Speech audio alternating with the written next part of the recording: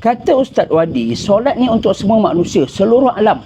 Ia adalah ibadat yang paling tinggi. Dalam solat ada doa, ada zikir, ada bacaan Al-Quran. Tapi hari ini, solat 5 waktu pun ramai orang yang tinggal. Kemudian hairan, duit selalu tak cukup, rumah tangga bergaduh setiap hari, buruk sangka dengan mak sendiri, hianat kawan kat pejabat, hidup dengan penuh musibah. Lepas tu kita tanya, kenapa jadi macam ni? Padahal ubatnya ada pada solat tu. Jadi kalau kita jaga solat 5 waktu, lebih-lebih lagi awal waktu, insya-Allah akan nampak perubahan dalam hidup kita. Allah sendiri yang akan uruskan hidup kita. Bila kita sedih, Allah tarik perlahan-lahan rasa sedih itu keluar daripada hati kita.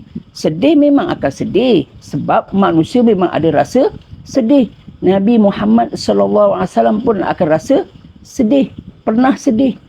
Nabi juga pernah letih. Itu sifat manusia biasa. Tapi Allah tak biarkan kesedihan dan keletihan itu berpanjangan. Jadi dengan solat, Allah datangkan ketenangan, kekuatan dan jalan keluar. Sebab itu, bukan sekadar cukup solat 5 waktu tu. Kita kena pastikan solat kita betul, sah dan juga diterima. Ramai orang fikir dia dah solat, tapi bila periksa balik, ada yang tertinggal rukun, ada bacaan yang salah, ada wuduk yang tak sempurna. Kalau begitu, solat yang kita harap jadi ubat tu boleh jadi tak sah.